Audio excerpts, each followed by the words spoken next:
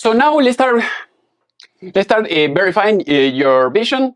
So we're going to talk about this. This is the second video. I recommend you to start from the beginning in my playlist. So that way you can have a successful business, because most of the business they fail and they don't know why, or they don't do the due diligence. So here we're going to teach you everything that you need to know, so that way you can succeed.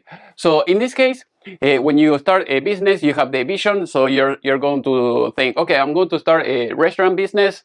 So this tiny business, this tiny restaurant, I'm going to start selling, hamburger, like special hamburger, or maybe pasta or something that is special that you don't see anywhere else. And this is what you have to think. Do I see another people doing the same thing? Do I have a competition? Is the competition thriving, or they are just trading water? So that is very important, because if you're going into a business that you're not going to make enough, or you're going to trade water, I mean, it makes no sense. It could be your dream. You can love it, but it doesn't make any sense, leaving the plantation, in this case, working for, from 9 to 5 to, work for yourself with a lot of risk. Because here, when you work for yourself, you have to deal with employees, you have to deal with customers, you have to manage all the business, everything that is at your hand. It's not going to be that easy. So if you have something that something goes wrong, or you have a few customers that they're not paying you, or they are giving you trouble, or something like that, I mean, you're going to be begging on the streets. So you have to avoid all those things. So I'm going to tell you a little bit about my story, and a little bit of the story of my customers that I seen doing this type of thing. So I have a customer. She has some type of business that she's selling, like wigs, maybe makeup, and a few things. And she's in a mediocre neighborhood, so yes, there is some traffic. I see that. I mean, she put like a nice sign and everything. But you're selling things that you don't have a lot of profit, or at least that is what I see. You go to visit her business, you see maybe 2 or 3 people inside, and that's it. Or sometimes you go and there is nobody over there. So, and how many wigs, how many makeups do you have to sell in order to make a good profit? Because if you're selling something, that the profit is so little, so tiny, that you have to sell like thousands in order to make a nice profit, it doesn't make any sense. Because if you don't have a franchising where you have like a very well-known brand, like let's say Wendy's or Burger King or something like that, you're paying a fee to have that type of business, but that you're going to have a lot of advertisement. You're going to have just a model of business that that already works, and you don't have to invent the wheel or anything like that.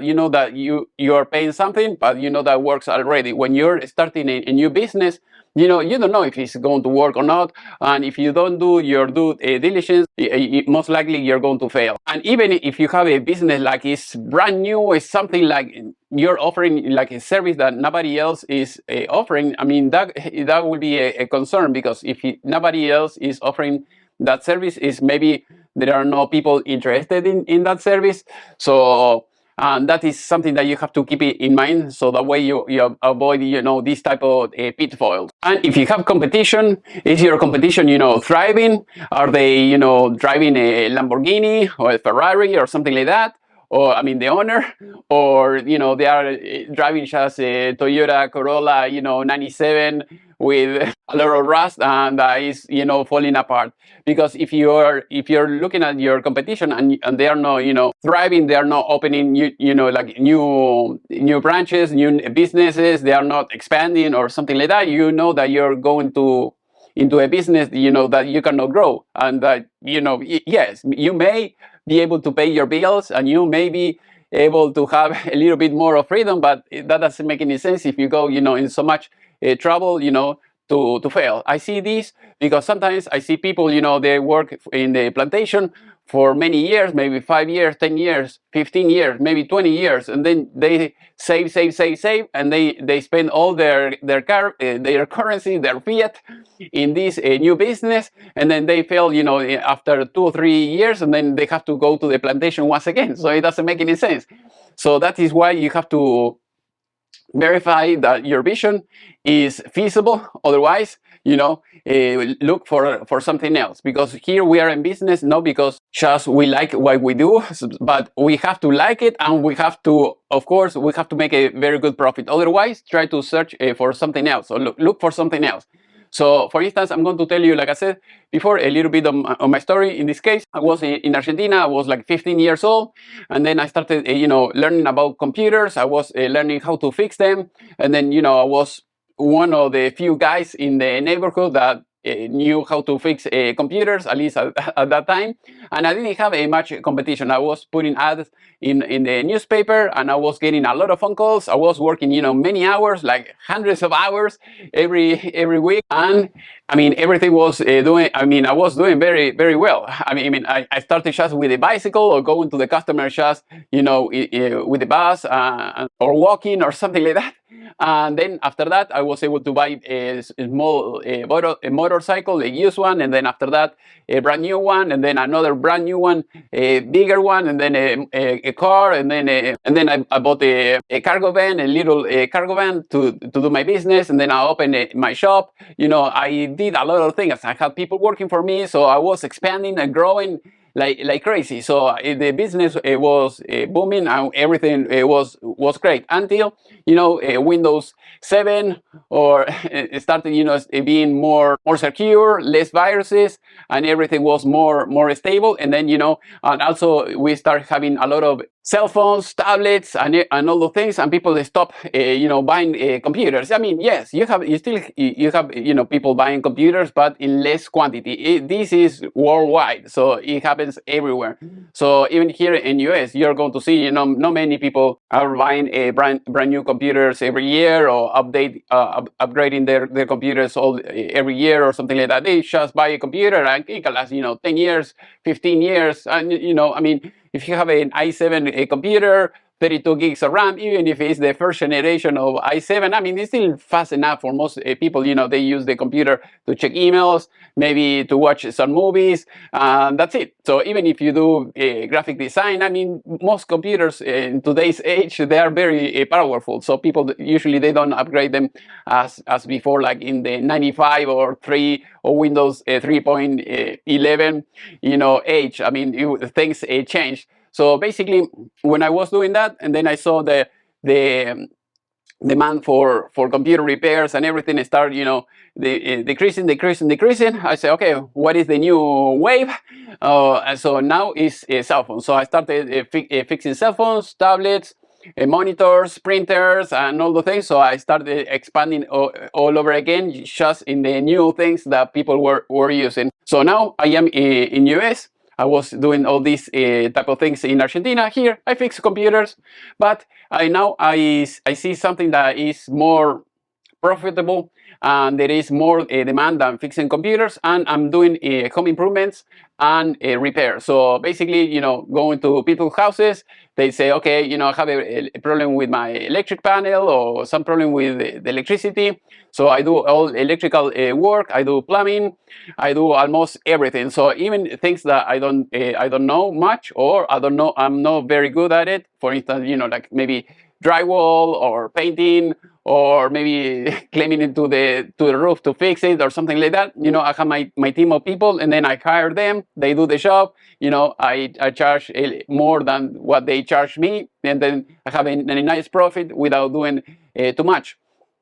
But it's something that there is a lot of demand. People need these type of things all the time. And if I see in the future something else that is more profitable than what I'm doing right now, I'm going to move to the next thing. But always the business, whatever a business that you have to start expanding and trying to do different things. If you see this, for instance, with Microsoft or even with Google, you will see that they start doing different things. For instance, in Microsoft, they do Windows, they do the Office, they make the Office. Also, they are selling computers, they sell mouse, webcams. They do almost everything. Even they have a Bing now as a search engine, so they do multiple things. Also, they're trying new things all the time, opening new divisions of their company, like cell phone. They bought Nokia.